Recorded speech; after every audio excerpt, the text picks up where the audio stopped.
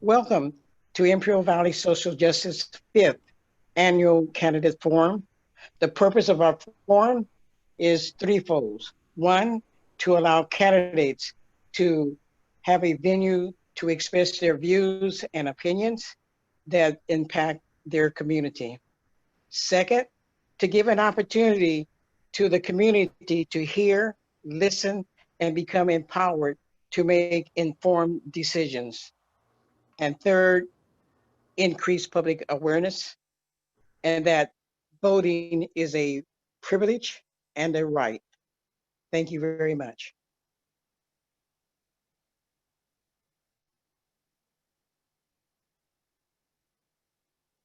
I'll now turn it over to Lawson.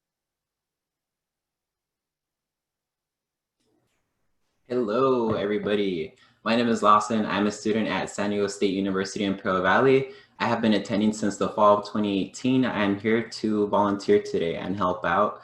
I have been involved in Associated Students. I'm currently serving on Associated Students, which is the body that represents all the students from the campus. And I'm hoping that me being here encourages all the people of my age to actually get out there and vote this year. It's very important to do that. And also, although San Diego State University in Imperial Valley is not very traditional, usually it's a campus that receives transfer students. My experience has been has been very untraditional, and I love it so much because I have gotten the ability to double major, which is something I never thought I would have been able to do. And now that I think about it, I think that I wouldn't have been able to double major if I would have left like a lot of other people who left to universities, maybe outside of California or very outside of the valley, far away. And being here, I would have never thought that I would have been open to all this opportunity if I would have stayed. That was the last thing I thought. So I'm very happy to be here. And thank you so much for making it out today. We appreciate you being here. And I would like to pass it on to Eileen Sanchez. Thank you, Lawson. Good afternoon, everyone. My name is Eileen Sanchez. I am an Imperial Valley College student. I will be your moderator, and I will give you the simple procedure of how this panel is going to go through. Just a quick background of myself. I am also part of the student body. I am involved with several clubs in IVC, including Students for Political Awareness and Action. Some of our members are here as well as moderators. However, we come here as volunteers today for the Imperial Valley Social Justice Committee.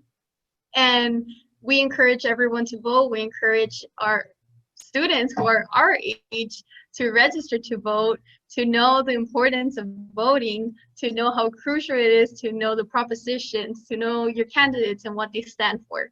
So thank you everyone for coming. I will want to welcome all of you to our first Zoom candidate forum. We are glad that you're here, both candidates and audience members. November 3rd is an important day for our community. As we know, it's gonna be election day. We want to make sure for everyone to be informed of the decisions and know when they can vote and where they can vote. Each position will be introduced separately in the following order. First, we're going to start with Calexico School District candidates. We're going to then move to the Imperial Valley College Area 1 candidates. Then we're going to proceed to move with the Calexico City Council candidates. There's going to be a 4-year term candidate and a 2-year term candidate. And then we're going to finalize with the Imperial Irrigation District Area 4. Candidates will have 3 minutes for opening statements. After the opening statements, the student panel will ask candidates questions. Each response will be limited to 2 minutes. Questions will be a combination of student questions and questions from the audience. After the questions have been completed, candidates will have 3 minutes for a closing statement. And I just want to let everyone know, all the attendees, that there's a Q&A section right here in which you can write and submit your questions if you have any questions, and we'll be more than happy to answer them. Thank you. And we're starting. So we're starting, as I said, with Calexico Unified School District, and I will pass it over to Jessica. Hello, everybody. I'm Jessica Lacombe. I'm also a student at Imperial Valley College. The candidates for Calexico Unified School District will be Enrique Alvarado and Michael Castillo. Enrique Alvarado, I'll have you go first for your opening statement of 3 minutes. When it hits 1 minute and 30 seconds, you will be warned that your time is almost up. Thank you. We are having him come up as a panelist, okay?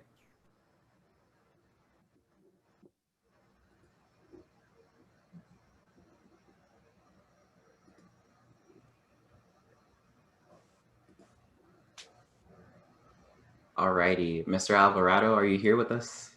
Yes, hello, good afternoon. Thank you for having me. So I could go ahead and start then? Yes, all right. Well, I'm seeking re-election for the Calexico Unified School District Board because I want to continue to strengthen the bonds between our schools and our community and to deliver what the students and residents of Calexico want, which is for our students to have the best facilities and materials, our teachers to have the finest tools and classrooms we can give them, parents to be given the opportunity to participate in their children's education, and our community should have increased trust and communication with our school leadership. I hold a bachelor's degree in business management, a master's degree in public administration with an emphasis in organizational leadership. I also have my associates from IVC in social science. But more important than that is that, you know, I am a parent, and that's, to me, it speaks a lot.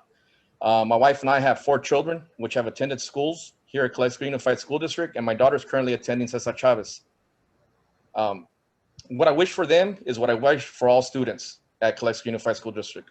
Our students deserve the highest standard of education, which will lead them to their place as tomorrow's leaders. I pledge to continue to work with the board to make sure that this happens. Thank you for your support, and remember to vote for Enrique Alvarado on November 3rd.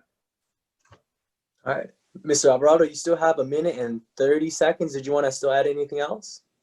No, I think that's pretty much it. I'm gonna just leave it as that for right now, but thank you. Yeah, definitely. Okay, perfect. Should I start asking questions, or should Michael Castillo go for his speech? Let Michael Castillo go for his introduction statement.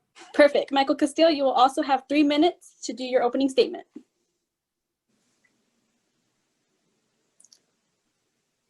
Alrighty, we have Mr. Castillo coming up here on our panelist tab, okay? Let's give him a few seconds. Can you hear me? Yes. Yes. Okay. And I'm trying to get a picture here. Oops. There we go. There we go. All right. Thank you. Again, good afternoon, everyone. I want to thank everyone. You know, the Imperial Valley Social Committee, Justice Committee, IVC, San Diego State for our community. Both I know synchronous right now, and of course recorded, so it'll be available asynchronously for the community as well. So again, thank you for that. And again, my name is Mike Castillo. I'm running for the Calexico Unified School District Board of Trustees, just like my colleague, Mr. Enrique Alvarado. And this would be a re-election. So again, I think first and foremost, education is certainly a critical value for, I think a lot of us here realize that. Education valuable for our community.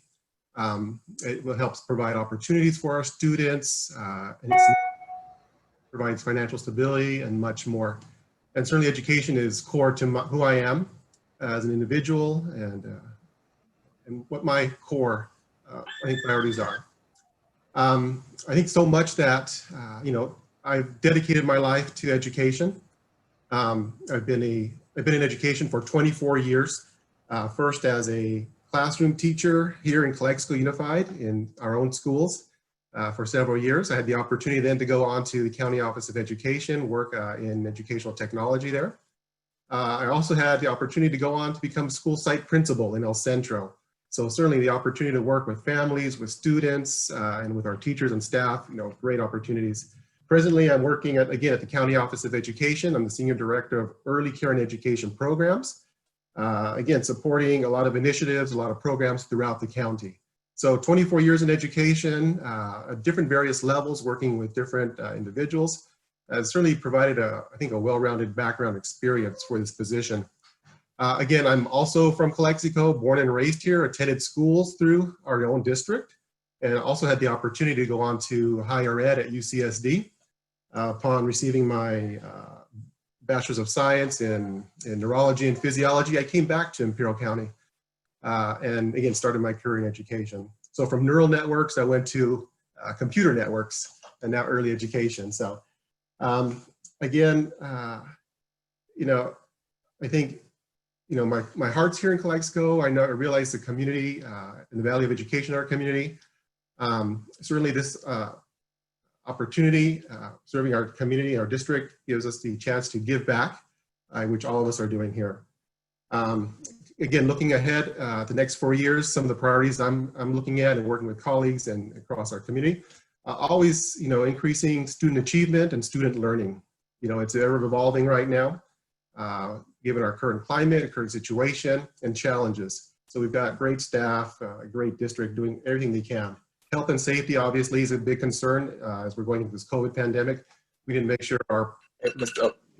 There you go, Mr. Castillo. So that was just time for 3 minutes. Okay, that's time? Yeah. Thank you very much. Thank you very much. Okay. Enrique Alvarado, I'm going to ask you a question as a student moderator. My question for you is, why is the position you are running for important to the Imperial Valley? What was that again? Why was the what? Oh, why is the position you are running for important to the Imperial Valley? I think it's important for various reasons, because it deals with our students' education. And that to me is something that's real valuable. Not only that, it prepares them, it gets them ready for, you know, their future endeavors, which I see everybody, you know, all our students as future leaders, taking some type of walk and stuff, you know, and just to ensure that they give back to their community also as well. So that's the reason why I feel that this position is important to the Imperial Valley, because it is going to develop our future leaders and it's going to lead us into the future also as well. Okay. Thank you so much. Okay, and then for Michael Castillo, I have a question for you. Okay, if elected, what will you do to ensure community involvement and that you are responsive to community needs? Yes. So if elected, again, I think the role of a board member is certainly to you know, take and gather that input from the community, from all stakeholders. You know, the school district is a reflection of our own community and its values and its goals.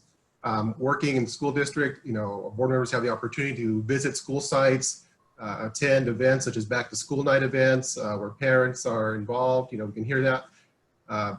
Meet with parent groups, school site councils. Within the community, many of us are involved in a variety of different you know, organizations and tasks, be it our community involvement, whether it be with local nonprofits, athletics. You know, there's a lot of information. Our ears and eyes are wide open, gathering this information from our stakeholders, our parents, and obviously our students as well. You know, and that's what we bring back to our board meetings, bring back to our district, ensure that we are meeting the goals of our community, we are meeting the direction and the priorities that we've established. So eyes and ears open to the community helps us drive our district. Thank you so much. Thank you. Okay. Sorry, I'm reading the audience's questions. I'm just checking to see if I have any so I can ask you guys. Okay, so for Enrique Alvarado, I have a question for you. I just received an audience question and it's from Raul Urina, I believe, and he states, I was a student at Calexico High School not too long ago. He graduated in 2015. I went undiagnosed until age 20 with my disability because I was high school achieving. I was constantly stressed trying to keep up with the non-untreated disability. There was no mental health support until I went to college, and even then I had problems being culturally relevant psychology, psychology. How will you address the student mental health crisis our nation faces, especially when it comes with students with disabilities? Not just physical, but mentally as well. Oh, well, in regards to that, there's different programs that we currently have there at the high school. Currently, what we're overseeing. One of it is a family resource center, which is has a lot of different opportunities for our students there also as well. There's counselors that are there also as well that they could go and talk to, as far as for their mental health and stuff like that. More importantly, though, is for the students to feel, that they could go in and talk to someone. That, I think that's the most important thing about it. If you feel that, they're welcomed and stuff like that, they'll go ahead and open up a little bit more and try to get that help. It's also something that,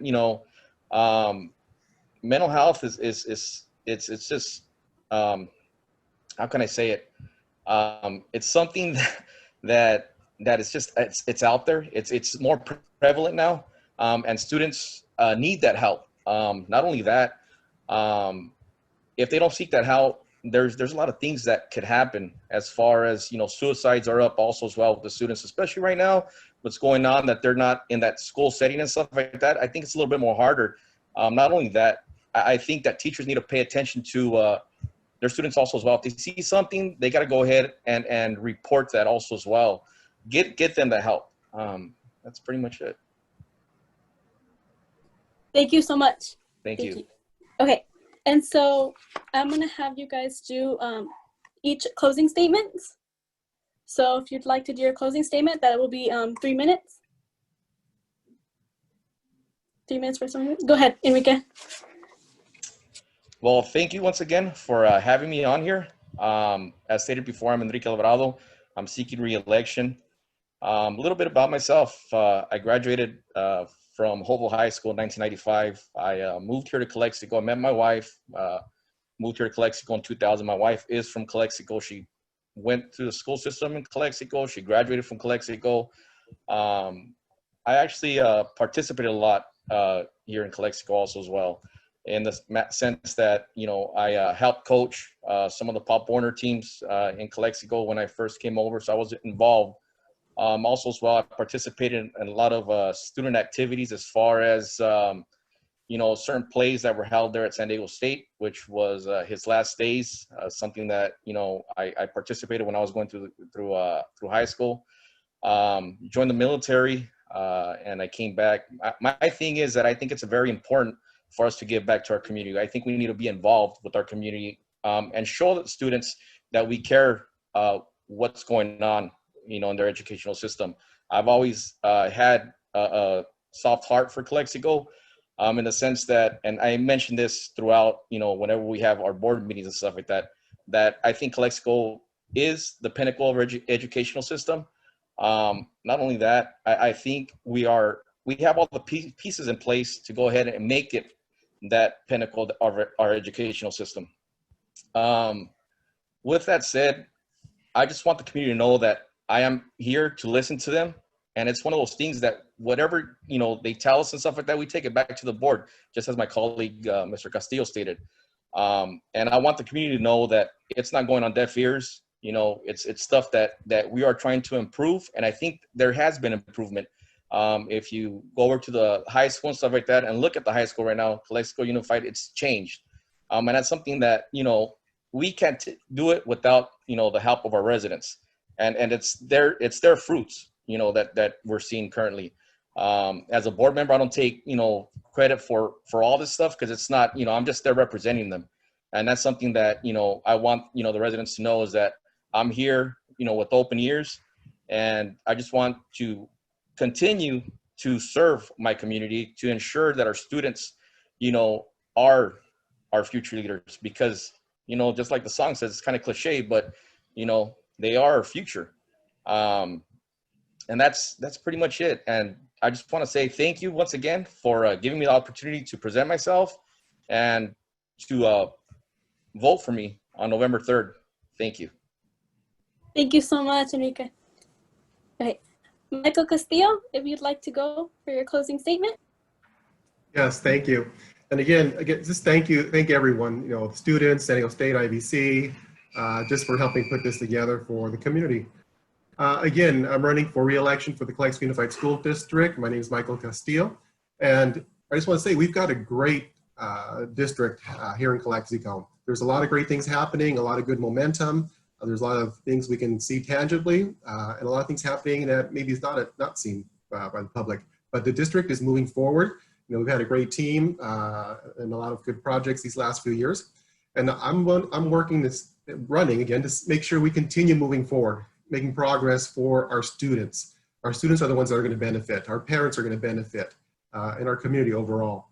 Again, I want to work on, again, priorities would be, you know, student achievement, as I started earlier mentioning, health and safety with COVID, 21st century learning with technology. You know, we're going one-to-one now, making great progress. I think maybe in the first district in the county doing that. Our facilities are incredible with our new classrooms, culinary arts, family resource center. But with all that said, you know, what lies ahead could be some challenging times given our fiscal outlook in the state and nationally. So I think, you know, moving forward, we need to really make crucial decisions, crucial steps to ensure that we don't fall behind as a district, our students continue moving forward.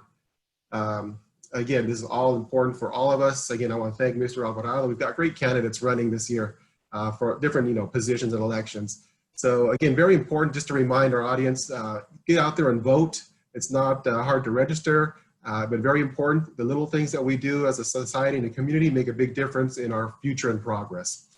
So again, my name is Mike Castillo. I'm running for re-election. You can find out more from me from visiting my website, www.michaelcastillo.org. Thank you very much. Thank you so much, gentlemen. Thank you, Enrique, and thank you, Michael. I appreciate it a lot. Thank you. Okay, of course. I will be passing to the next Eileen Sanchez for student moderator for Imperial Valley College. Thank you, Jessica. I just want to clarify and give a little note for all our attendees that the candidates that are with us today, they are those who responded to the Imperial Valley Social Justice Committee. So they're the ones who are here with us today. It does not mean that they're the only candidates, but they're the ones who decided to come and give their time to the Imperial Valley Social Justice Committee. So thank you, all of you who are attending today and answering our questions. With that said, I'll go ahead and move forward and start with Imperial Valley College. I want to present Annette Butner. Please come forward to our panel.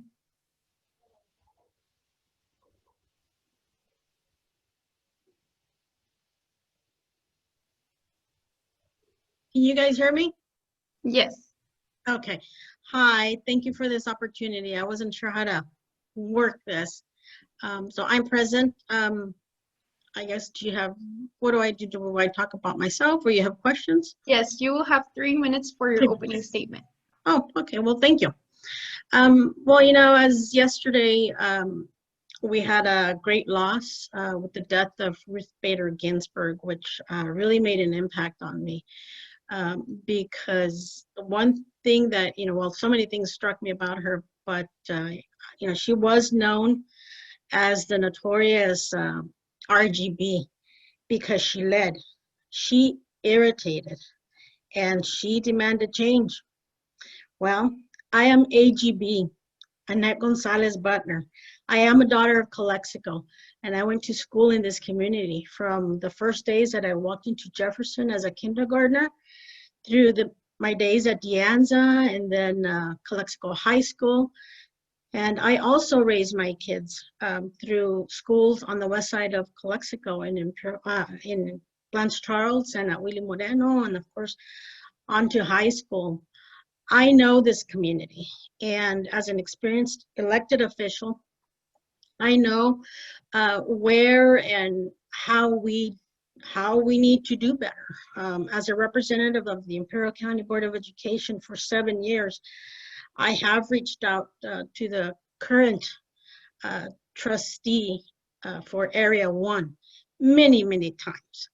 And despite our discussions and despite his empty promises, he still refuses to leave. He refuses to change. He refuses to engage with brown women of this community.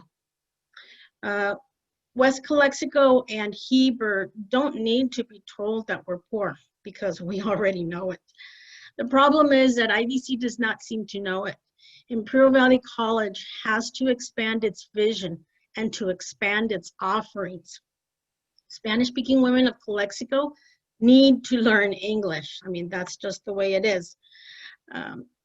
And it's the only way to make sure that our children will thrive in school and lead the way to university degrees and vocational careers and other choices of life path that students take.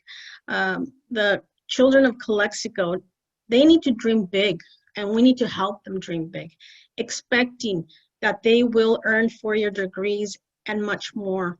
And we need IVC to partner with elementary schools to start these aspirations now. IVC is our college, and it is our gateway to the outside world and to success. Anyone can enroll. IVC's new focus must be on today's little ones, finishing their degrees and their certificates, whatever they choose. The energy now has to point towards 2040. English fluency, math and science proficiency. Raising up, yes? Oh, yes, that'll be time for the opening statement. Oh, okay.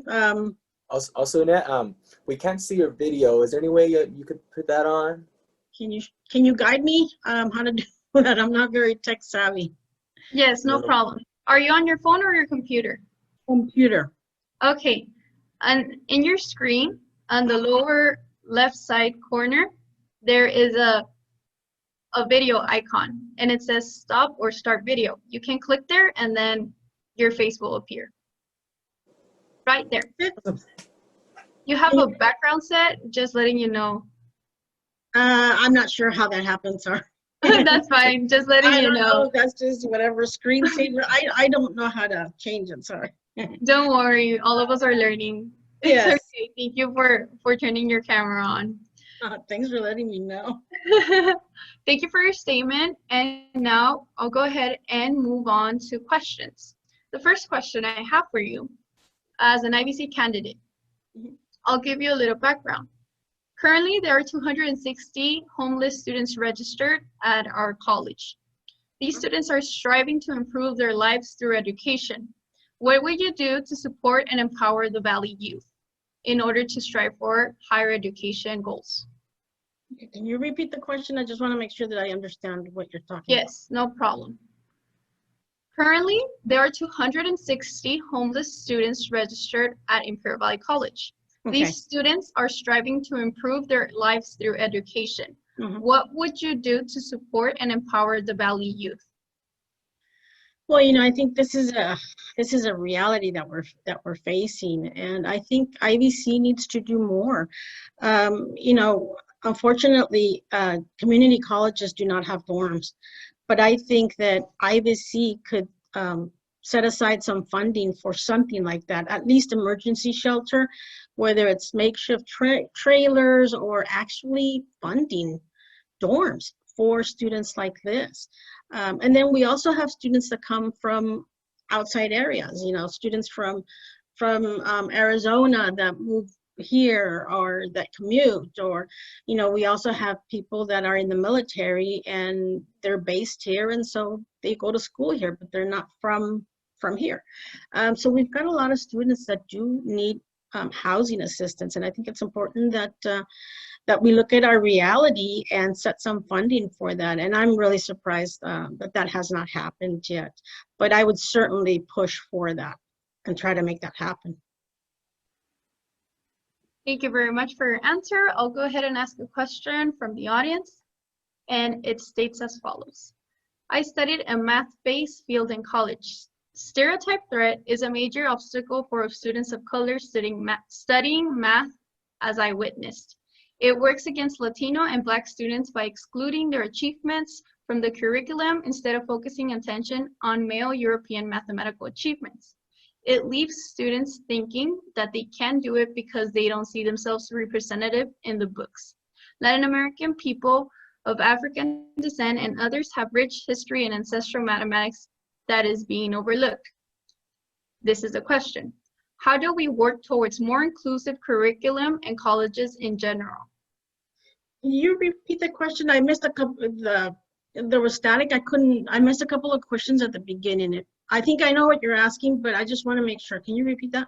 Yes, I'll just give you a basic rough draft of what the background was said. Raul Ureña, who was asking the question, he said he studied a math-based field in college, and he said there are a lot of stereotypes that work against the Latino and Black students who are trying to go into those areas because they don't feel represented in books, in history, in their college. So what would you do to work towards a more inclusive curriculum in colleges in general? Well, I think that's, that is what we're experiencing. I've experienced it in school. I know my kids are experiencing that in schools as well. And I think that's something that we definitely need to put more funding and making sure that we offer students not just some tutoring, but we need to saturate students with tutoring opportunities.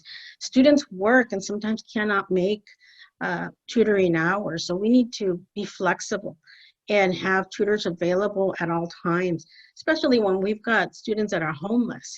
They're struggling, just life is difficult in itself. I mean, things as simple as taking a shower, right? But I think that's why we need to invest in our students and offer as much tutoring as possible to make that accessible for them. And I think,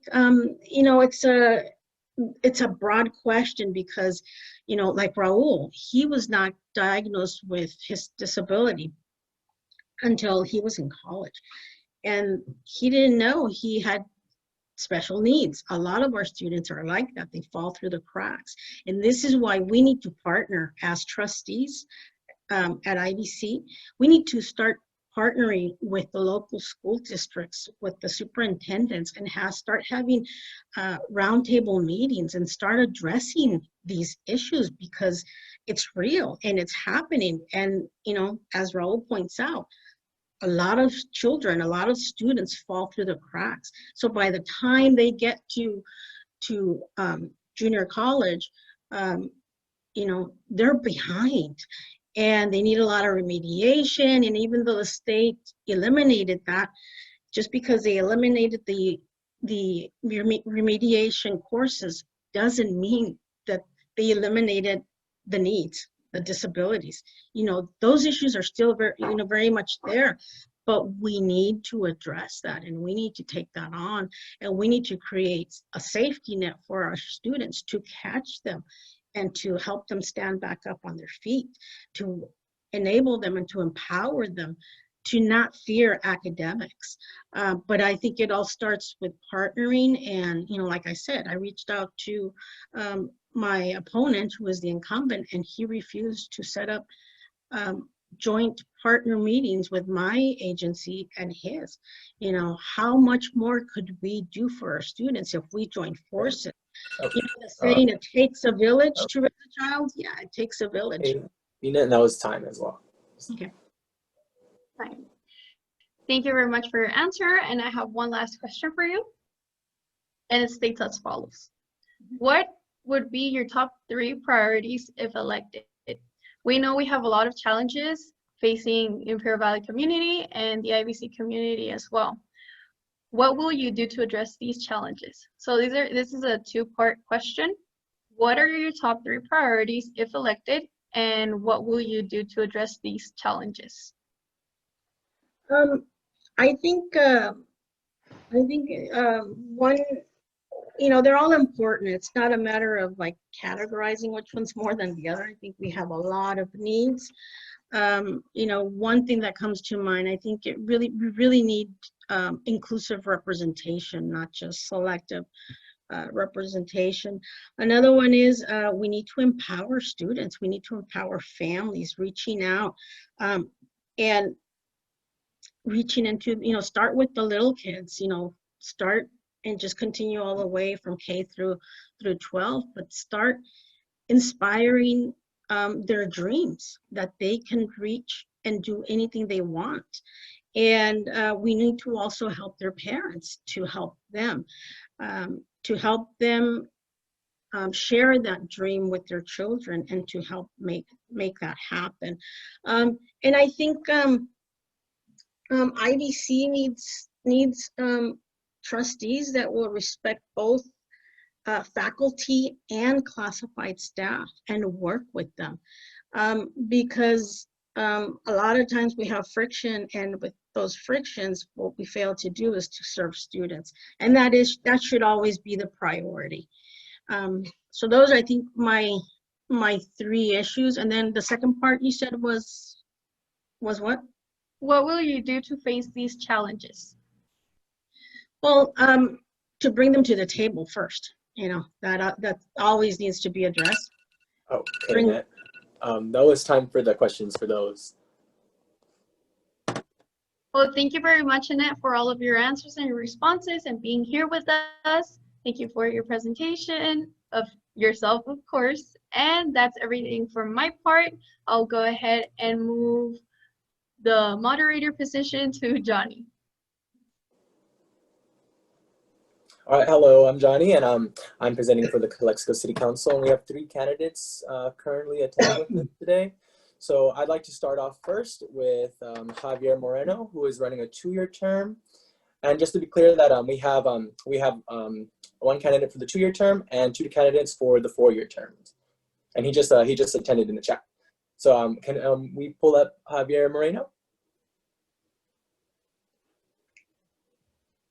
Sure, let's have him come up. Let's see, Javier Moreno. Okay.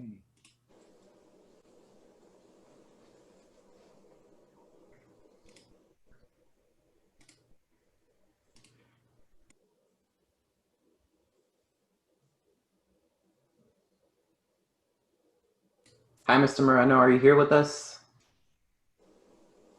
Can you hear me now? Yes. Do you see him in the screen? I can't see myself. We don't see you on the video yet. Okay, hold on. Mm-hmm. Give me a minute. No worries.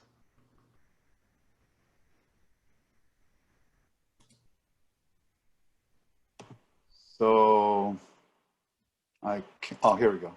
Sorry.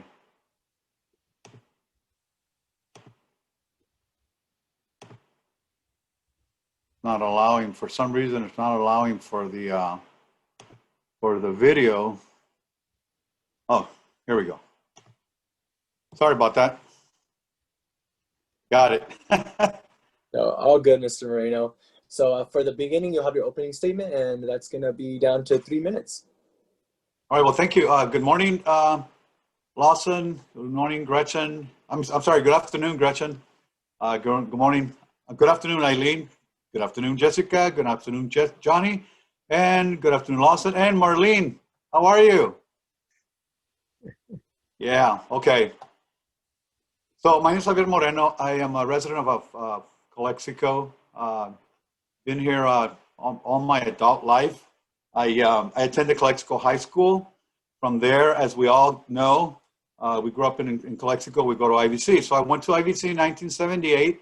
I pursued my associates in criminal justice. Then I joined the force, the Calexico Police Department, was there for about 20 years. And then from there, I lateral over to the Department of Justice. And during my my law enforcement career, I went back to school and I finished my master's in criminal justice. And I just recently finished a couple months ago my PhD in management. So that's who I am.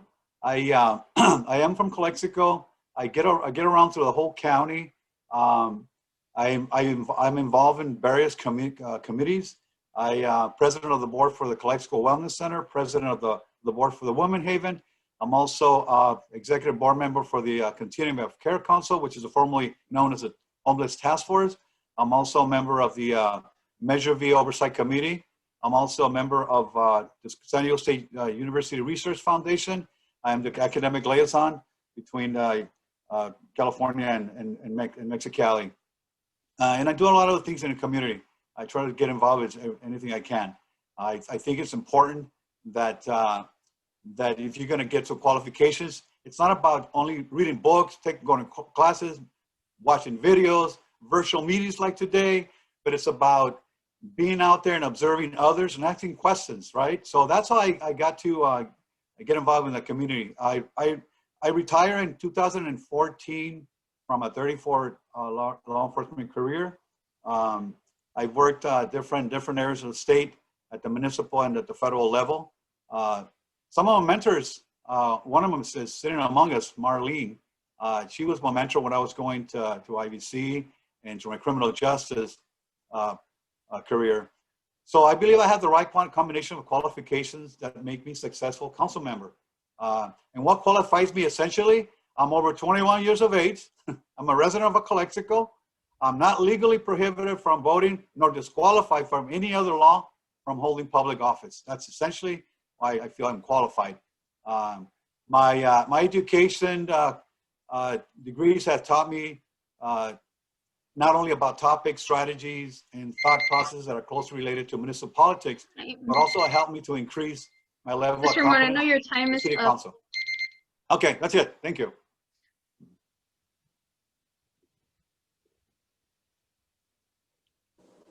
All right, thank you, Javier Moreno. All right, and just to make sure, clarify again, Mr. Moreno is for the 2-year term. All right, and then who we should be having next is Raul Orena, running for the 4-year term as well.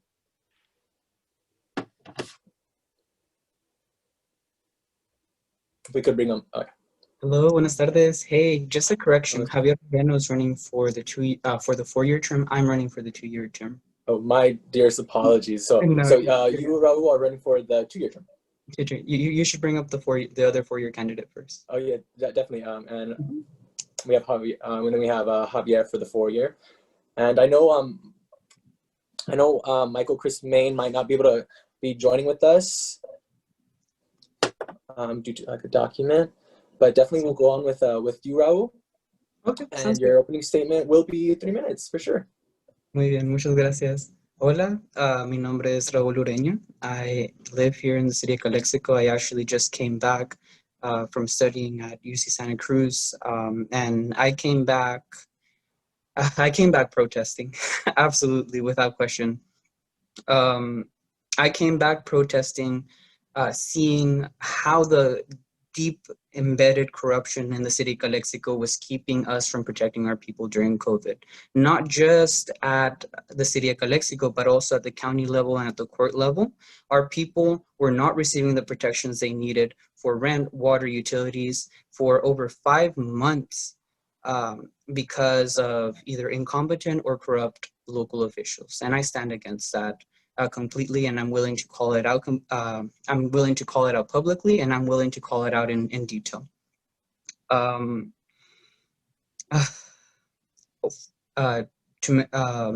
We need a better form of government. I mean, especially here in the city of Calexico. So the city of Calexico during the COVID pandemic has been really bad in terms of ensuring that there's representation of its people. It's actually taken advantage of the COVID pandemic to exclude public opinion. And the ways that they have done that is in 2 major ways. The first one is, unlike every other city in the country that is using Zoom technology to host its meetings, they don't allow you to make a vocal, voice-based public comment. They want everything in writing, which is a major accessibility issue. There's a lot of people who don't know how to use email. There's a lot of people who otherwise would not be able to participate with that. Secondly, during the pandemic, our mayor and most of the city council have refused to put up their office hours. Mayor Rosie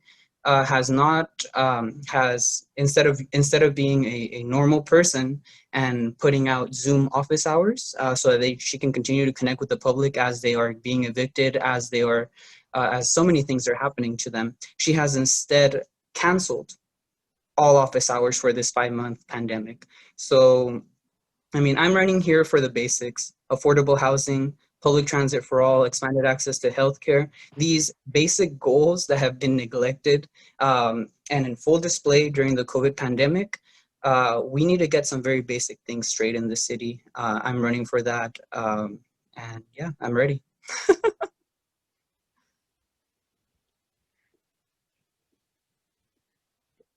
Okay. All right. So now we'll get to our questionnaire. So I have a few questions presented right here. Let me just check the chat real quick. The open answer dismissed. So I have some right here for, we're going to start off with Mr. Moreno. And we'd just like to know, if elected, what will you do to ensure community involvement and that you are responsive to community needs? Who is this question for? So Oh, I have for Mr. Moreno, sorry. yeah, okay. So I've held events concerning school safety and health awareness to boost social connection. I've stayed in touch with local issues by regularly attending city council meetings, Heffernan Memorial District meetings, and the Calexico IID School District meetings. And doing so has allowed me to be aware of local state government regulations, gathering and sharing trusted information to build reputation. Word of mouth is one of the most powerful marketing tools of all, especially in Calexico tight-knit community. I've also volunteered with nonprofit organizations at local events to take the time to talk to people and be actively involved. I also network regularly, putting me in a unique position of getting to know people from all walks of life, as well as connecting people to solve local problems and helping them build trust. Staying in touch with my constituents will ensure that they're informed and involved. This is the cornerstone of any active public servant and key to securing a well-informed and actively involved community. For example, a few ways to make a difference is through email, letters, phone calls. But personally, what I plan to do, there's in Calexico, a lot of people don't have access to internet technology. So I plan to go to those communities in Calexico and reach out to them on a personal basis. I believe through sponsoring and meet and greet held public locations to discuss local issues. All right. I love that response. All right. So, all right, thank you, Mr. Moreno. And then for Mr. Ruina, I have a question for you as well, almost similar, just to know what we can do for the community. But for Mr. Ruina, what do you believe you can do to improve and ensure progress within the city of Calexico? Oh, get to work with the community. I mean, like I said, I came here almost in a crisis and in an emergency to come see what was going on with the city of Calexico. Remember, Imperial County has it still has a COVID death rate that is 2 times is number one, the highest in the state, but also about 2.5 times higher than the next county over. That right there is everything that is wrong with our local public government. That right there is their failure to address clean air that is having an impact on this respiratory pandemic. That is their failure to listen when their constituents speak out against them. This last time, the constituents of the city of Calexico decided to have a peaceful protest outside of the city hall, my opponent, Morris Risen, came out and not only accused them of vandalizing City Hall, but actually threatened and did with the city council, sent out the police department to investigate peaceful protesters because they did not like to hear their message. Again, I'm being very clear. There are basic fundamental problems in our representative democracy here in Calexico. And that right there, the denial of what is going on with COVID and the higher death rates that have come about because of a lack of public management, lack of all of these issues that we've been neglecting, including affordable housing, because behind this COVID crisis is an eviction crisis, where hundreds of local governments, as soon as they were given the power in March by Governor Newsom to regulate housing during the pandemic, hundreds of local governments, including our own county, acted. None of the Valley cities acted. In El Centro, the response they received, by the way, just full disclosure, I was the one that wrote.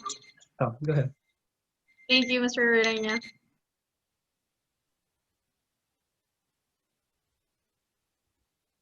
All right, sorry about that. Let me go ahead and refer to Gretchen right here. Gretchen or Lawson, just as a question, are we doing 2 questions for each candidate or just 1 for now?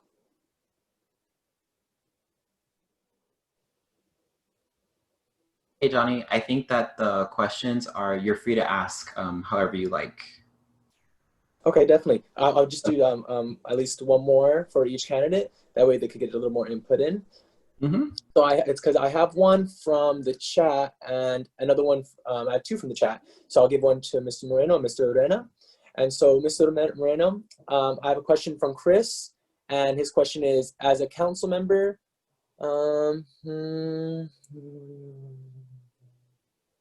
let's see here. So I will quit. So his question will be, what will you do to hold the city manager accountable to clean up graffiti, light and rundown areas? Would you be willing to create a standing agenda item that will list specific parcels that need city staff attention? Yes, thank you for the question. You know, the city of Calexico has an abatement program for graffiti and anything to do with issues like that. I don't know what's going on, but I do go around the city, and I do see a lot of that properties that in disrepair, vacant lots, a lot of mess. Obviously, graffiti is a big issue. I'm aware what graffiti is about because as a police officer in Calexico growing up, it's a never-ending thing. The abatement certainly it's a way to approach that problem.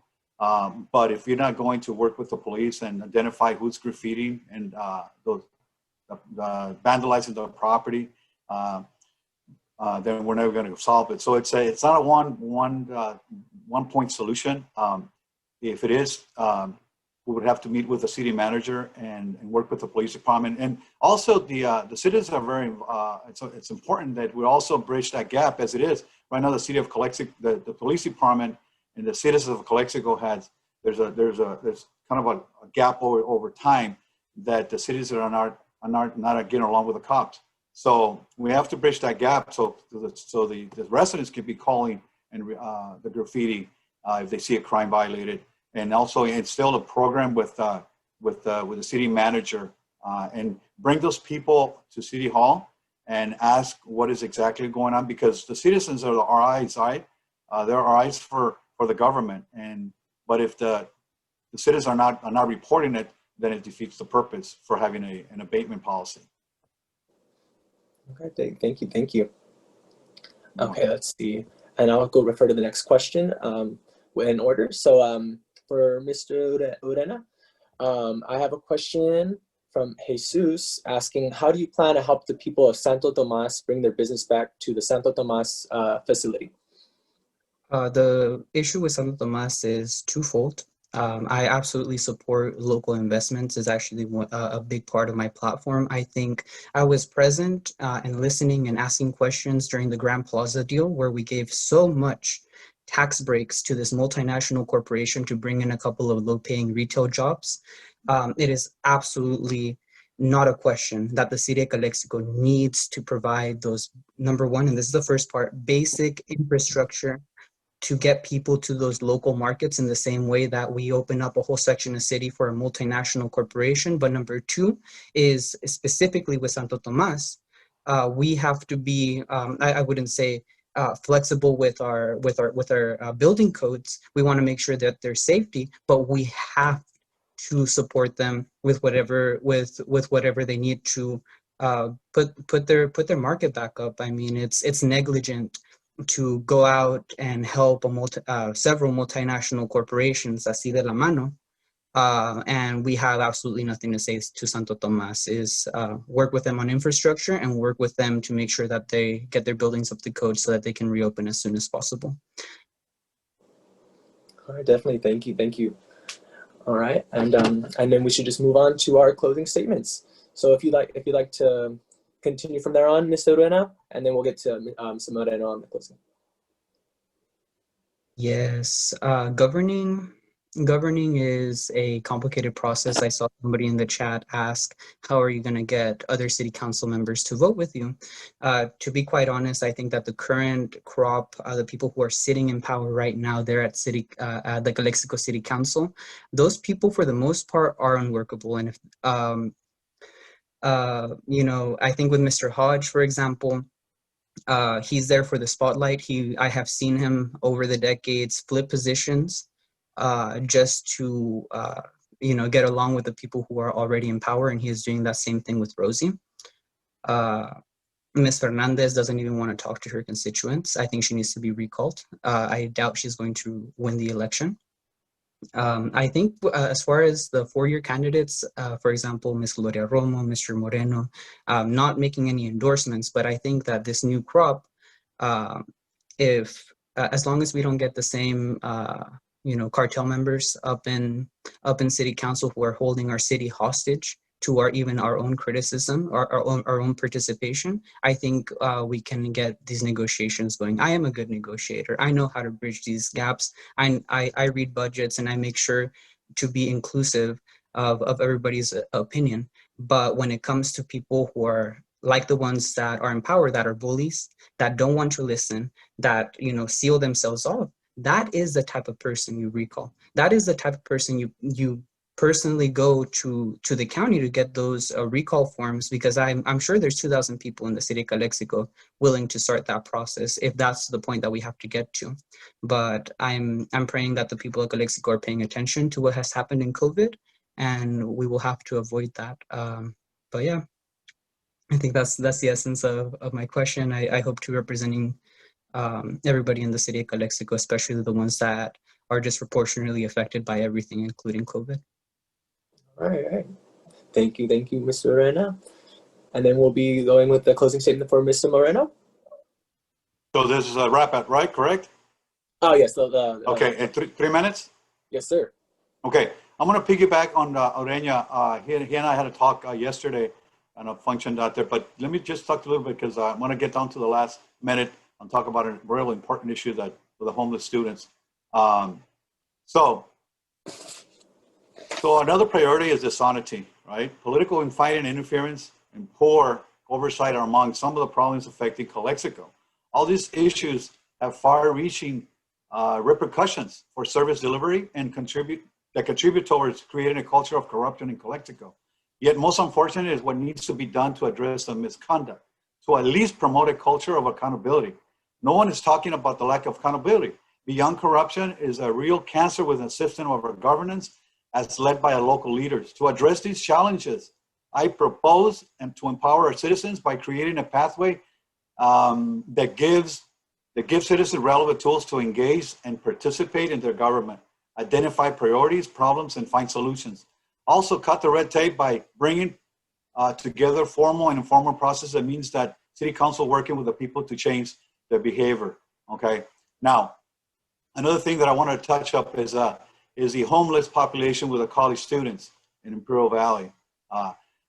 Imperial Valley's homeless students are facing great challenges. In addition to finding a safe and secure place to live, they are navigating through a deadly COVID-19 pandemic and protest for social justice.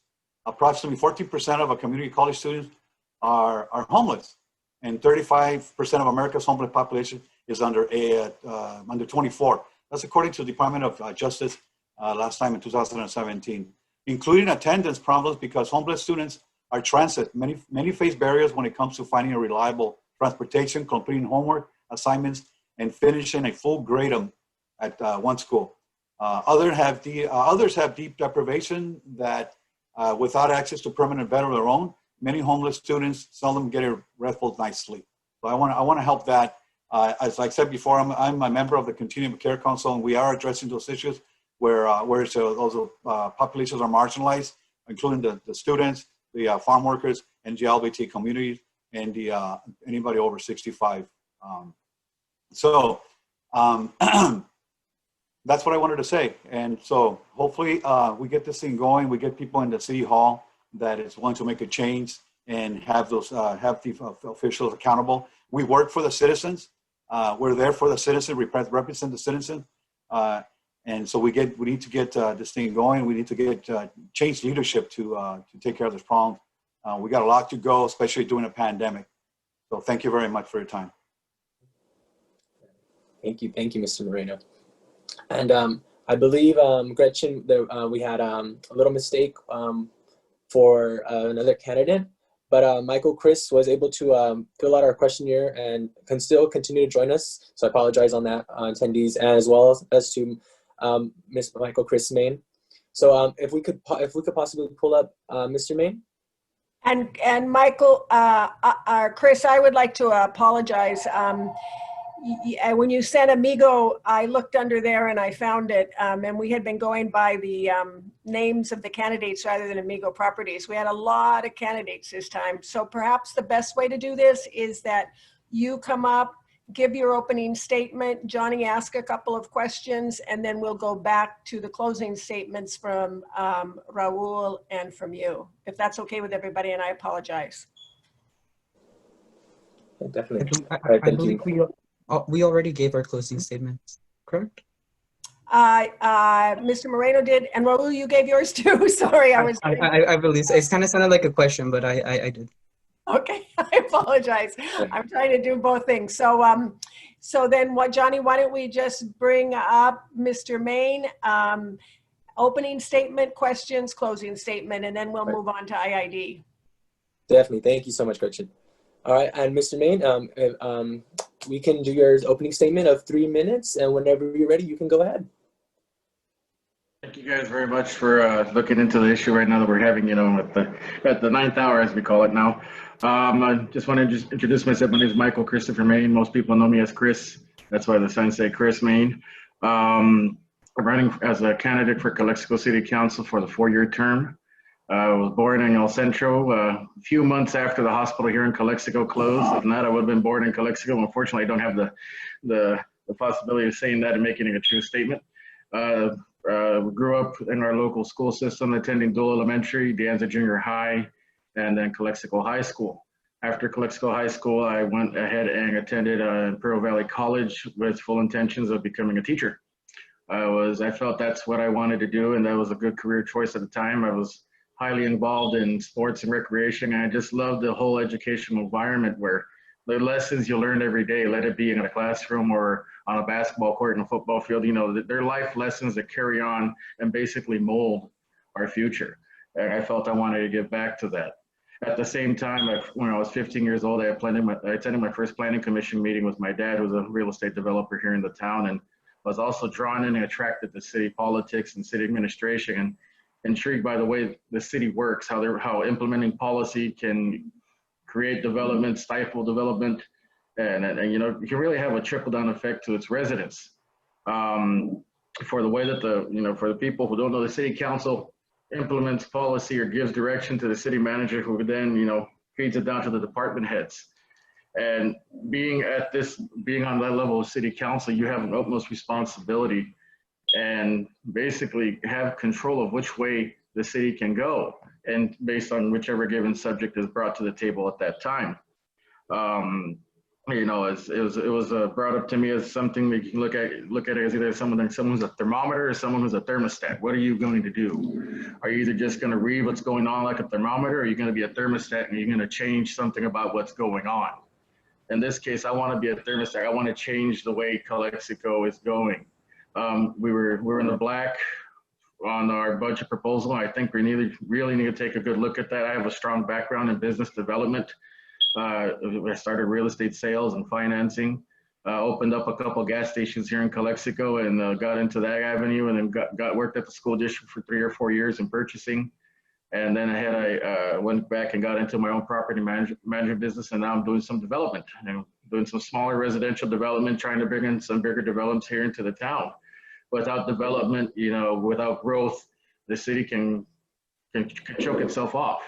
As it can be seen with the effects of downtown, the ghost town that's Imperial Avenue compared to what it used to be. I think we're going to have a real hard time coming after we come out of this pandemic, and businesses are going to be facing a very, very steep uphill battle, and they're going to need the support of someone who understands that. I'm still locally involved in business every day. I'm out the door. Thank you. Alrighty, thank you, Mr. Main. And I'm gonna address to a question in the chat. So the first one is from Dylan Castillo, and he asks, if not elected, would you still be willing to be involved in helping give any resources or community relations information to help better your city?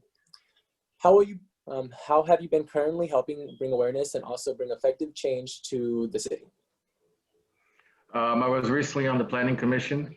Before that, I ran for city council when I was 22 years old in 2008. When not elected then, I was appointed to the Economic Development Commission and followed up and served my time there.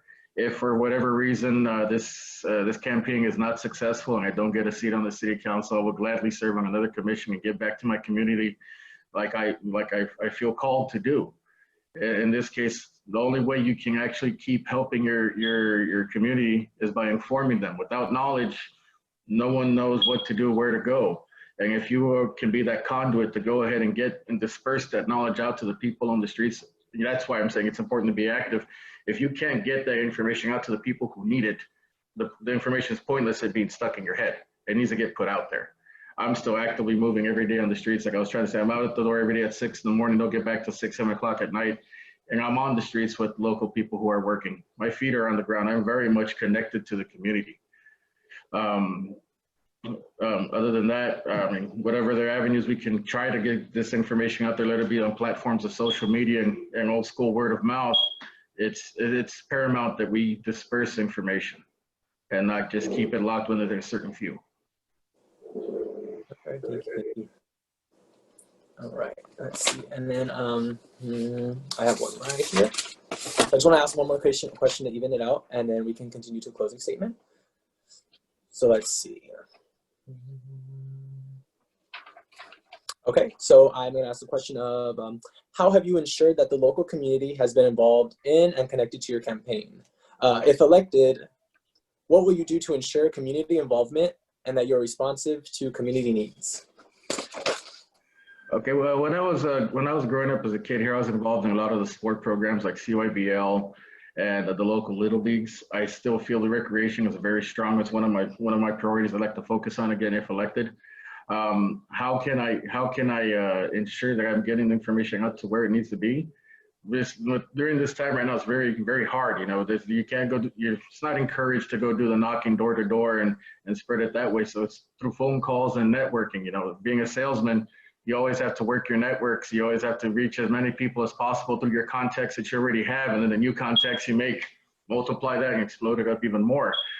Social media is a great platform, don't get me wrong, but sometimes there's nothing as good as as a newspaper advertisement, as a word of mouth, as giving someone a phone call saying, hey, I haven't talked to you in 6 months, how you doing? You know, just because you don't use someone for anything in your business doesn't mean that they no longer exist and you no longer need them for anything, so they're not important. You know, stopping in and, you know, going and buying a donut at the donut shop, saying to the people you've known your entire life, you're seeing every day in the morning, and talking to them for a couple minutes instead of just saying, here's my $1.50 for the coffee. You know, take conversation, and, you know, a simple stop and chat. As you know, stop and chats may irritate some people. I'm a stop and chat person. And that's how I feel I can really keep, I guess, keep dispersing all the information that I can possibly get my hands on. And you know, it's tried and true. Word of mouth, it works.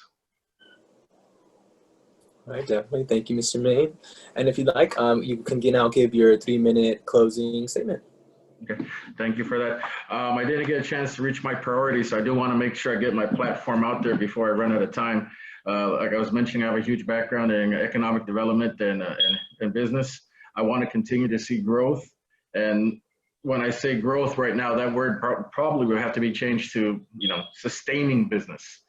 The businesses are going to, like I was saying, this uphill battle that they're going to be facing once this pandemic is over is something that's going to be #1 on their list. Okay, I have a big hole I need to fill. How am I going to fill it? The city just sent out an email yesterday talking about the City of Calexico loan program where they're going to be providing local loans to local businesses here within the City of Calexico. That just barely came out yesterday from City Manager Miguel Figueroa. And that's something that we need to do going forward. That's something going in the right direction. The next thing is recreation. The city just received a big grant for the park that used to be over there where the armory used to be that was now demolished. We received a nice $8 million right there to go do something with it. If we don't put a plan together in place, that money can be and will be lost. So we need to make sure that we stay on top of that project and make sure progress is made and going forward so that that money is not lost and we can have some new areas for recreation for the citizens and the kids in the community. I know growing up, we always use school sites for anything, for all activities. The city has to have its own facilities also to accommodate, because there were some issues with some people playing soccer years ago where there was not enough time in the day for both adults and kids to get out and get recreation in on a daily basis because of the limitations of our facilities. The next thing we need to do is, even though there's maybe some comments, our city is safe, and we need to continue and always support 100% our public safety personnel and give them the tools that they need to make sure that their job is easier, make sure they get home safe, especially amid COVID right now. We need to take every and all precautions. You know, there's sometimes a thing that a stigma that's there's waste in public spending on certain items. Public safety is one where we cannot just let it be. You know, we can't have their budget cut. City employees need some attention also. They've taken cuts, they've had furloughs. You know, they didn't get paid back for the sacrifices they made. For that household that had 2 city employees that had to take every other Friday off, you're talking a cut in their income. They've sacrificed for some years. They need to get some attention back also. So they need to feel some love back also. They are the ones who provide all the services to the city. And vote May, November 3rd, so I can help get all these things done. I'm only one person. I know it takes the council, but definitely bringing these items to the table is something of utmost importance. Thank you.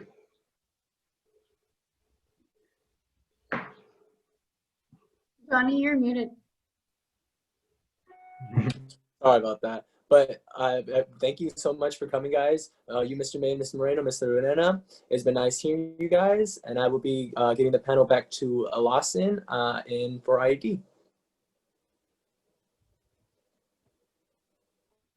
Alrighty, so we will have some of our panelists go back to our attendee list, and we will have the IID candidates join us now.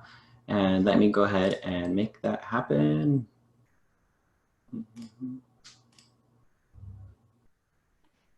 All right, thank you.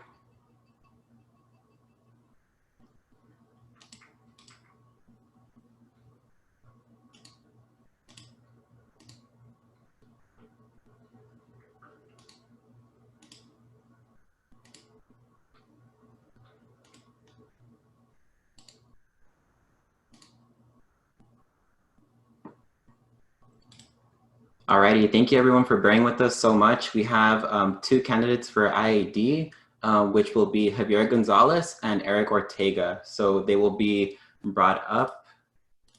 We have Javier Gonzalez coming through, and then we have Mr. Eric Ortega. There we go. Can you hear me? Yes, thank you so much for joining. Thank you. This is Javier Gonzalez. Wonderful, thank you so much for joining. Let's see here, we have Eric Ortega. Can you hear us, Eric? Yes, I can. I'm just can't start the video though, but yes. Is it working now? Yes, it is. Awesome. We have Javier here. We are waiting for you. Would you like to turn on your video as well?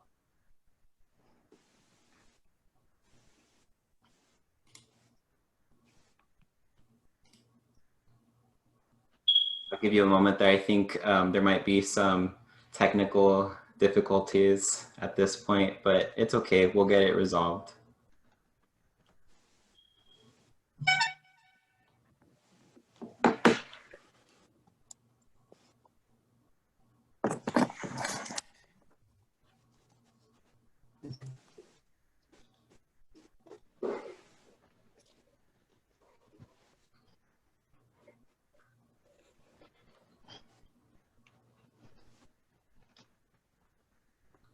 Alrighty, I don't see Mr. Javier Gonzalez there, but I was hoping that maybe we would have a rock, paper, scissors to see who goes first, but I'm just kidding. We will go through ABC order, but it seems like Mr. Gonzalez, we can't hear him, so we'll go ahead with you, Mr. Eric Ortega. If you wouldn't mind sharing your opening statement for us, we'd be happy to listen. Okay, you can hear me now, right? Mm-hmm. Okay. All right, well, thank you to all the organizers of this forum for the opportunity to participate and speak to the voters. I am Eric Ortega, IID Director for Division 4 and a lifelong resident of Calexico.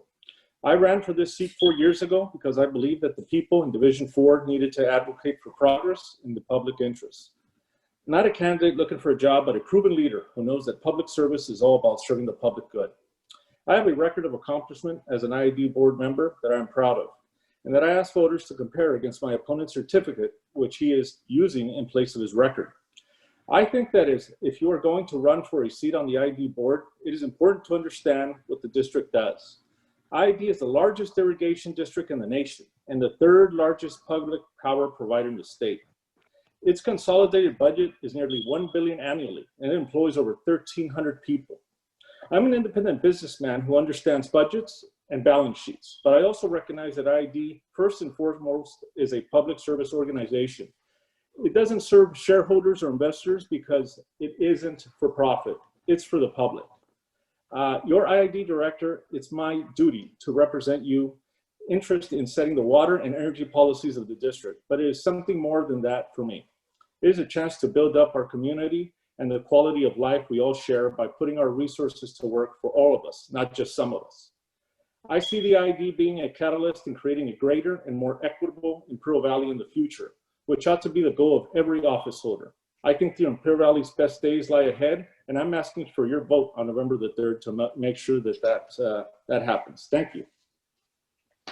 Thank you very much, Mr. Ortega.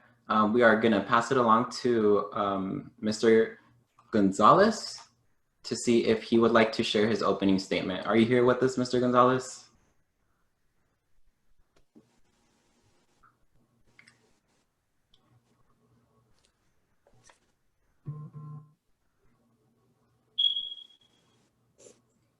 Hello. We can see you now.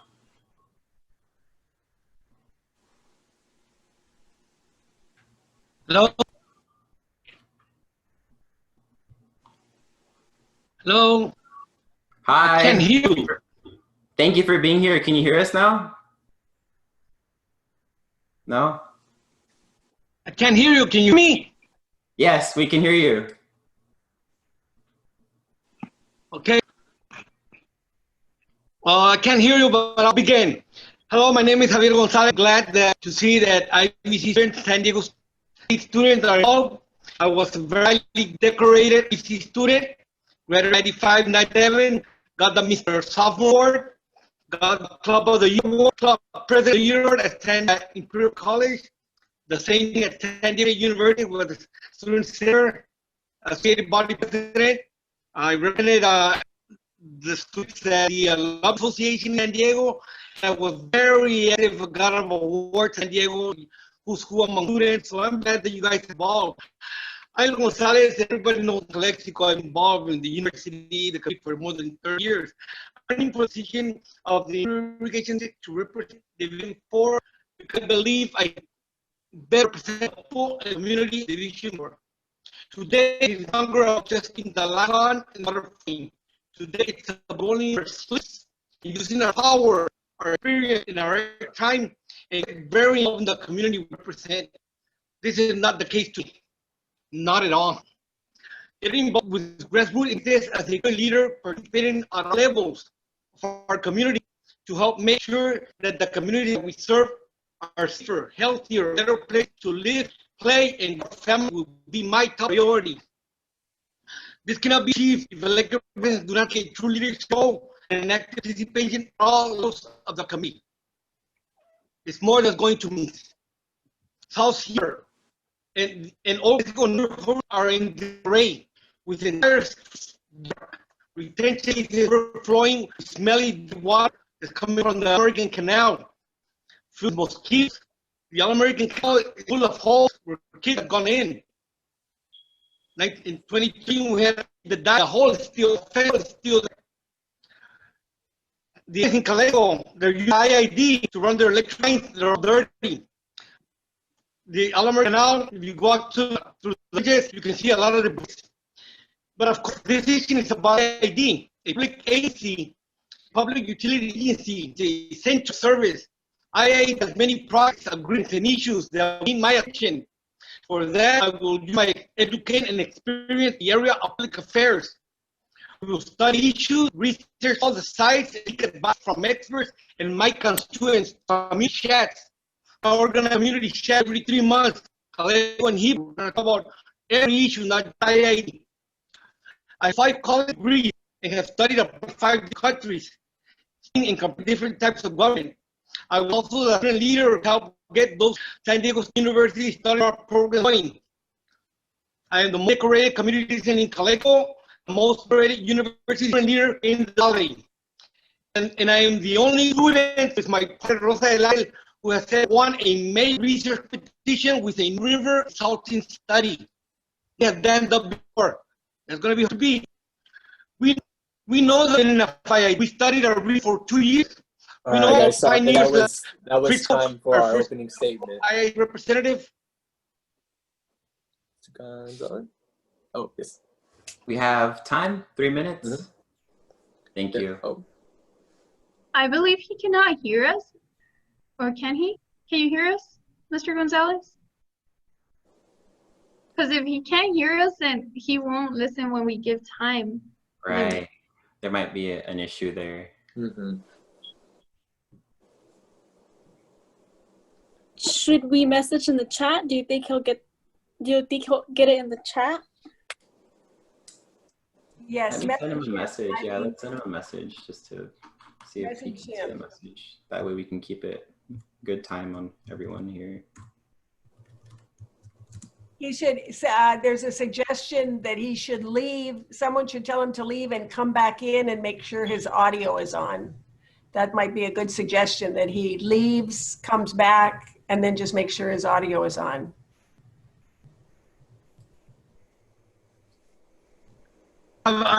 Not hear me. A little bit. No.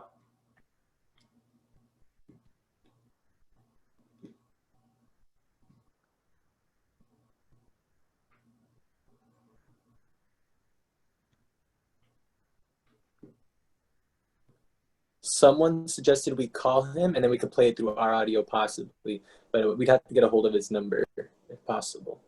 I'll do it again.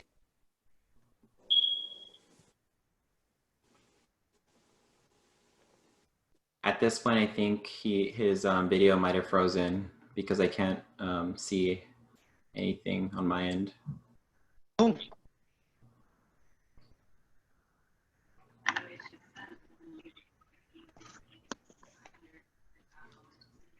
Can you hear me? Can you hear us? We can hear you.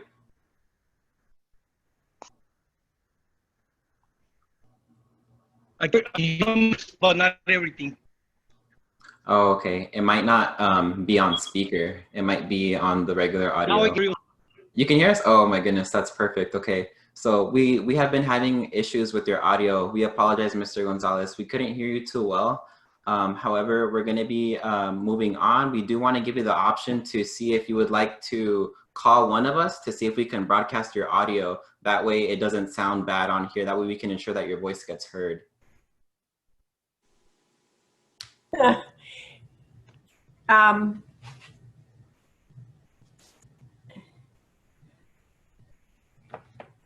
Lawson, I'll see if I can come up with his number and send it to you right now, if you just wait a second, okay? No, no problem. Okay.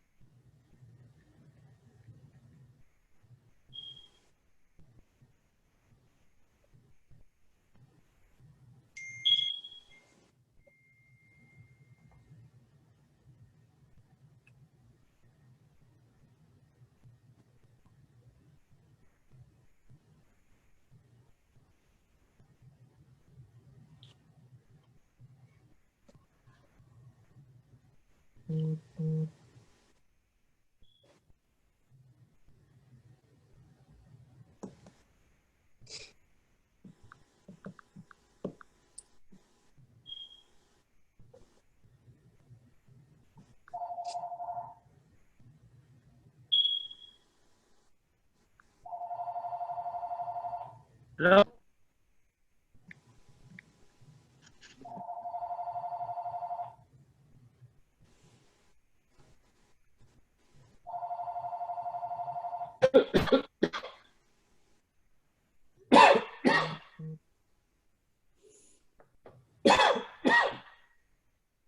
Okay, Mr. Gonzalez, we will be calling you shortly, okay? Thank you for your patience, everybody.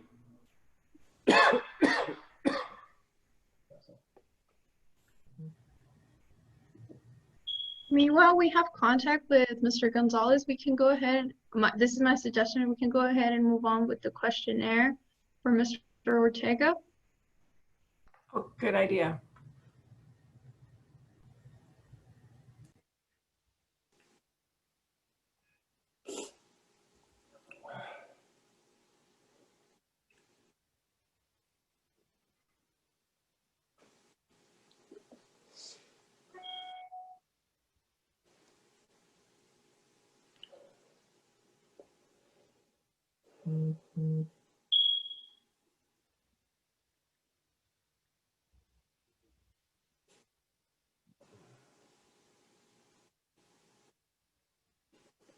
Okay, I'll go ahead and give out the questions since Lawson is busy right now.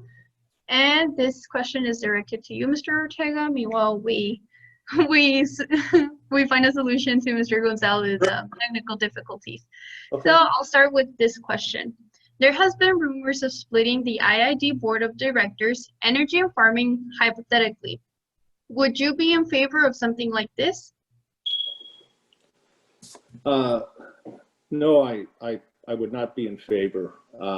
Splitting both the energy and the water at IID would be detrimental to IID. That was a concept that was submitted when AB 54 surfaced in 2019, where an assemblyman from Yucca Valley was proposing that we add additional seats to the IID Board of Directors, which consisted of about 6 additional seats, which essentially would dilute the voting rights of the Imperial Valley if they added an additional 6, bringing our water rights in jeopardy, in addition to our energy rights as well.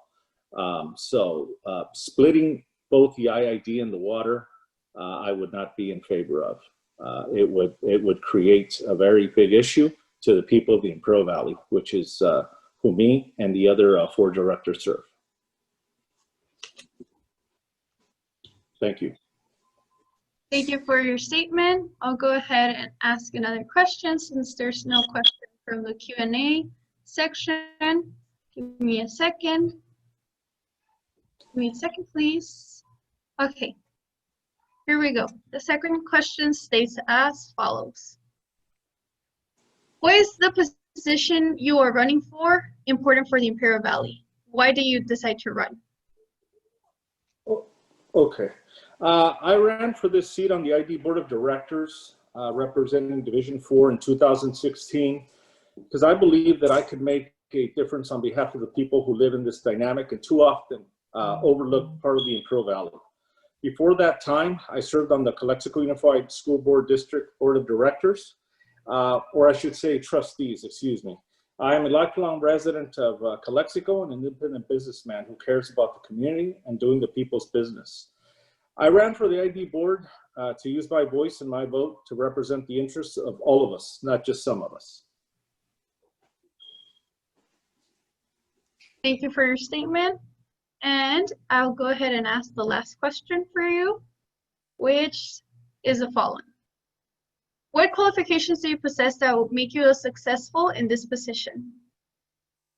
I've used my first term on the IID board to listen and learn, but also to lead.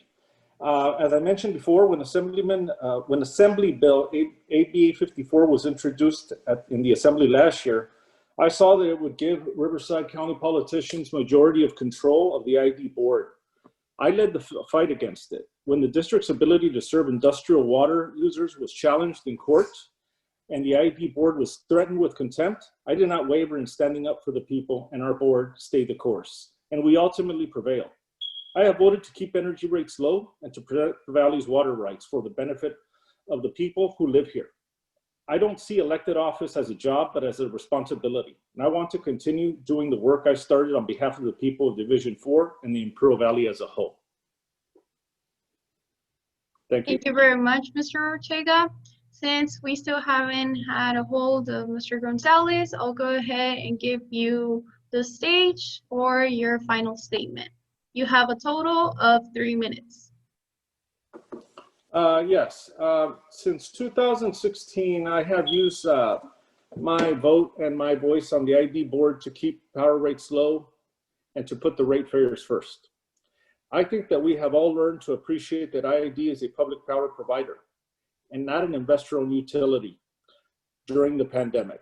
The electric utility was one of the first in the country to suspend all disconnections for non-payment, to offer extended payment plans to its ratepayers, and offer an effort that I led and was proud to support. Again, there was no petition needed to persuade the IID to suspend its energy bills for its ratepayers in the time that they needed it the most. I'm very proud of that. And I think if you research that, I think we're probably one of the first utilities in the country to do that. In 2019, when I was president of the IID board, the district partnered with Joe Kennedy's nonprofit company, Citizens Energy, to build the first community solar project in the nation. This is a 30 megawatt renewable energy project built on IID-owned land in the North End that provides green energy at a reduced rate to over 15,000 customers enrolled in IID's assistance program. Those are the folks that need it the most, the people of low income, which I'm proud to serve. The same year, when Riverside County politicians and rooftop solar developers tried to split the IID's water and energy departments in two, I opposed them in the bill they sponsored in the legislature to redraw IID political boundaries and disenfranchise local voters, which we defeated. And when some of our own farmers tried to claim ownership of the water rights, placing themselves ahead of everyone else in the Imperial Valley, I joined with my fellow board members to stand up to them. And we won a great victory on behalf of the people. I believe that IID is the sole owner of the Imperial Valley's water rights, and IID is owned by the people that it serves. That to me is real equity, the kind that treats people with dignity and as if they have standing, because they do, whether they are farmers or farm workers. And that is the future that I want to help build for this valley in the future. A greater and more equitable Imperial Valley for all of us. Thank you. Thank you very much, Mr. Ortega. This concludes your time in this panel, and I think Lawson is having contact with Mr. Gonzalez now. Is that correct? I can hear you. Yes. Can we all hear him? Mr. is here ready over the phone. Please share your opening statement. We are ready for you, okay? Thank you, Mr. Gonzalez. Thank you for inviting me, social justice, Imperial Valley College students in San Diego State.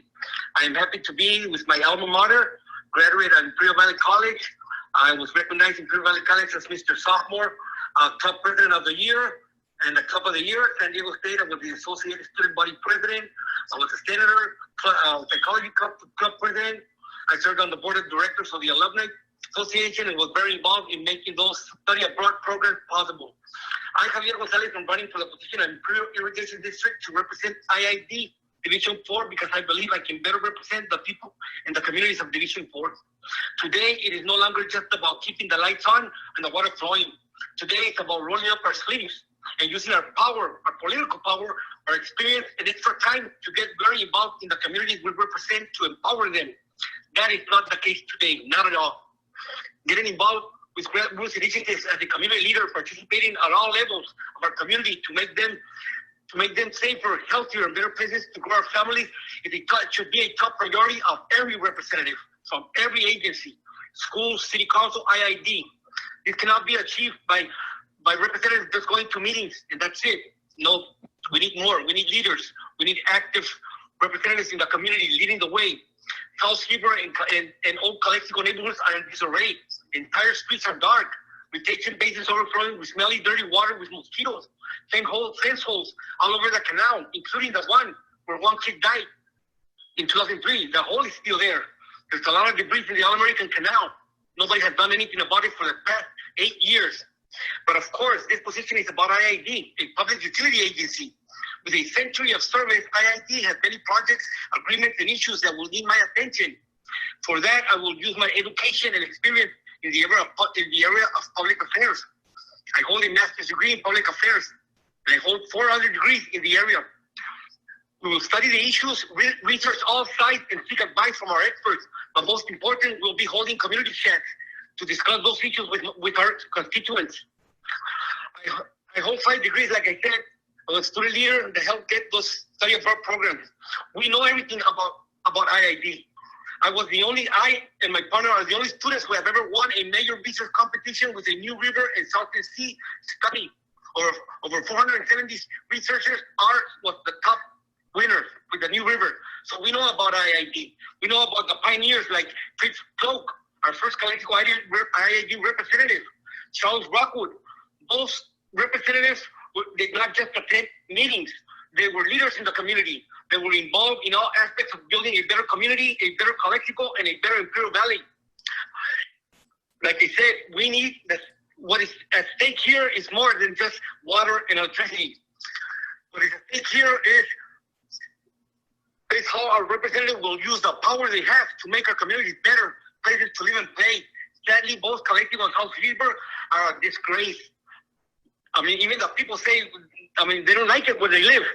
Nobody has ever helped them. And of course, as your representative, I will offer my help, my assistance, and my time and effort to work on bearing those issues. Yes, those issues may not be directly related to IID, but it'll be my responsibility as your elected representative to empower my communities, to get involved and to lead. I will organize community chats and invite all elected representatives of that area to come to those chats, and we will discuss how to make your communities better. That apart from attending our IID meetings. Like I said, we are very educated.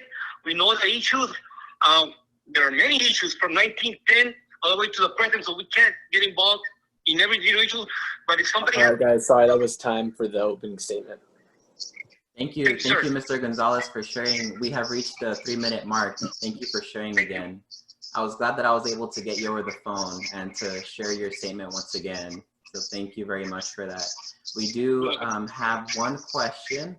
One of the questions I'd like to ask you is, there have been rumors about splitting the IID Board of Directors or into different divisions, one that's predominantly in charge of energy and the other in farming. Hypothetically, is that something that you would be in favor of? I would really need to study that. But the IID has a subcommittee for energy and a subcommittee for water. I really need to study why they want to break them apart. I think they're working fine. I mean, every IID director appoints several people to the energy and the water. To be honest, I would really need to share that.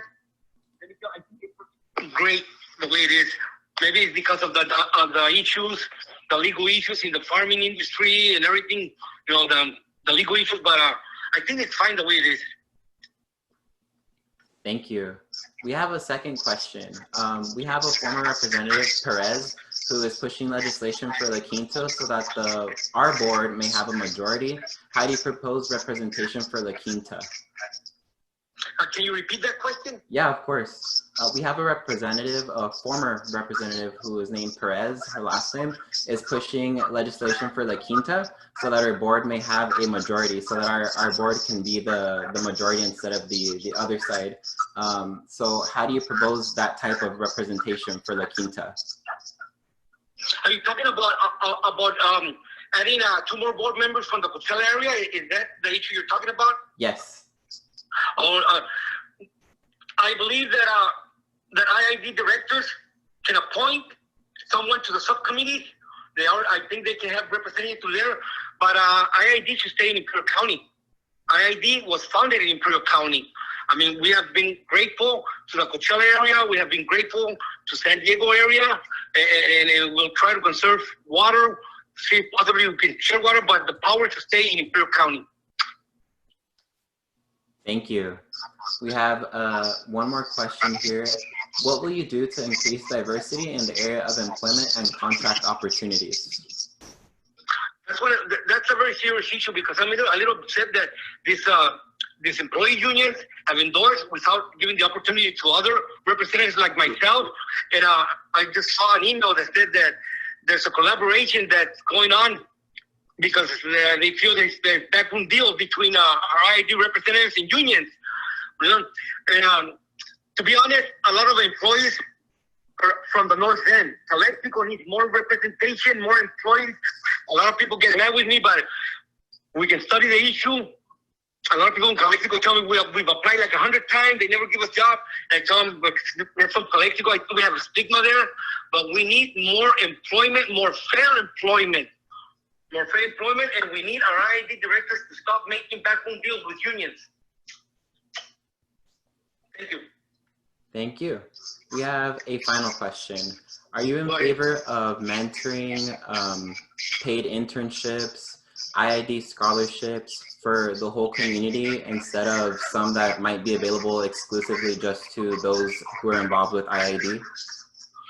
Almost definitely. I was the one that told Hebron board and a lot of agencies, why don't you, like Cities Collective, I told them, there's a lot of graduate students or undergraduate students in San Diego State that are studying public administration.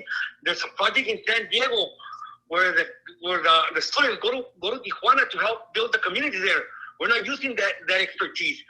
I mean, even my project at Kennedy Gardens, in the neighborhood watch company for 25 years, began as a classroom project from IVC. I started a program for graffiti. I just heard one of the council members talk about graffiti. Javier Gonzalez proposed and introduced that legislation in Calexico.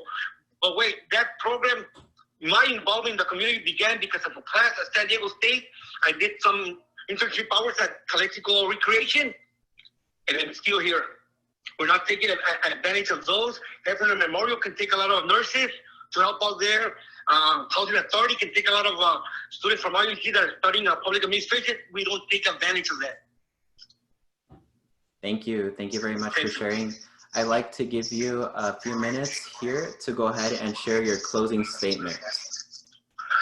My closing statement is there's been a lot of talk in Calexico. I think a lot of accusations about Javier Gonzalez. Well, of course, we're in Calexico. I've been involved 30 years. I've served in just about every commission. I hear people that said they're involved in certain community organizations. Javier Gonzalez not only got involved, Javier Gonzalez began the World Down Syndrome Day, the boxing gyms, Earth Day, Arbor Day, Martin Luther King Day, Neighborhood Watch, Adopt a Park. Those programs, we began them at the neighborhood. I'm a believer that everything begins in the neighborhood. The last time you had a question about, I heard a question about COVID. We're doing our own thing in our neighborhood. Everything that we see there's a problem like crime, it's in the neighborhood. I just saw Mr. Maine talk about crime prevention. We've heard it a lot of times. I've been the neighborhood watch captain for 25 years. The city closed the crime prevention in 2012. State of California closed it in 2008. We don't have any crime prevention. We're doing it through our sheriff department. Everybody says that they want to have crime. Why don't they start their own neighborhood watch? I've been doing it. I've been stabbed. I've been beaten. I'm still here. I want to tell you, we're not talking directly about IID because we're going to take care of those problems. Those problems are complicated. They're delicate. You can't discuss them in a forum. We're going to study them. We have a lot of education. If they're hard, we're going to hold off our community forums so our neighbors can join in. I just want to tell Calexico and Falls River, you need somebody that's very active, somebody that's involved, somebody that leads. When Arbor Day comes on, Earth Day, somebody that organizes the event, get trees, get the community together so we can do cleanups. That's very important. We can begin with neighborhood watch and the senior citizen complex. All of these are not IID issues. These are issues that we as a leader will organize. That won't take much time from my IID duties. And I'm just telling Calexico, I'm ready to roll up my sleeves and start working with every elected representative, every community organization to empower our communities. I'm a member of a lot of federal national agencies like the Arbor Day Foundation, like fire prevention, crime prevention. I got involved to bring back resources to my community, and I've done it for 25 years. And that's what I want to do for my community as an IID director. Thank you very much. Thank you. Thank you very much. That concludes. You can go ahead, Lawson. Oh, no, the mic is yours. Thank you. That concludes all of our panelists and candidates for today. And I want to thank everyone for bearing with us with the technical difficulties that we had. And also thank you for all of your questions. And I want to give a reminder for everyone to attend the candidate forum happening this Saturday, September 26th at the IID in which we're gonna interview other candidates from Imperial District, Brawley District, and El Centro District. So I'll go ahead and give the word to Marlene. Hey, thank you so much, Aileen. First of all, I want to kind of repeat, this is our first Zoom candidate forum, and I want to commend all of you. Johnny Escalante, Jessica Lacombe, hope I pronounced your name correctly, Aileen Sanchez, Lawson Hodricks. Also, I'd like to thank David Ochoa for participating in live streaming and putting the candidate forum on YouTube. And to the glue of our committee right now, a special thank you to Gretchen Lau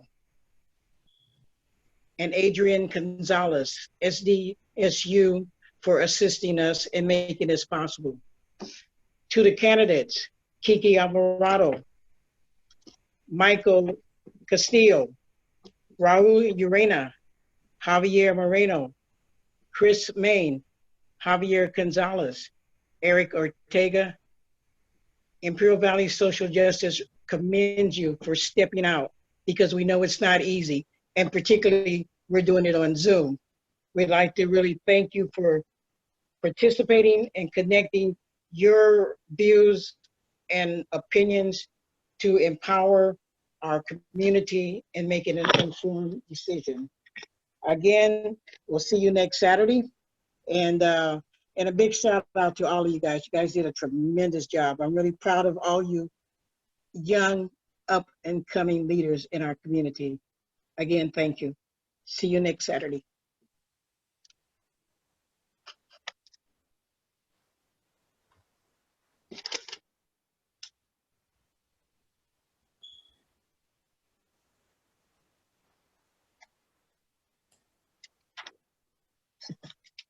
That a wrap? That's a wrap. That's a wrap. You guys did a fantastic job. I'm very proud of you, honestly. You know, working together, unity.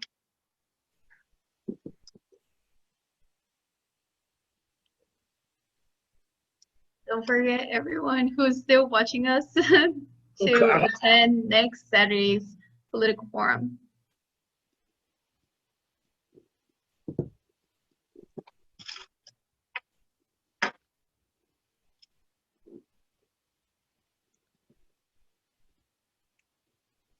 Bye, you guys. Bye. Glad to be with all you all. See you next Saturday. It's recorded. It's gonna be pre-recorded as well, just in case I have had audio, so I wanna redo it again. So. Yeah. Perfect. Thank you. And Eileen, the other forum, I know there was a question. That one is in person, correct? It's gonna be in person, right, Marlene? Or is it gonna be also recorded through Zoom? The one in El Centro will be in person with limited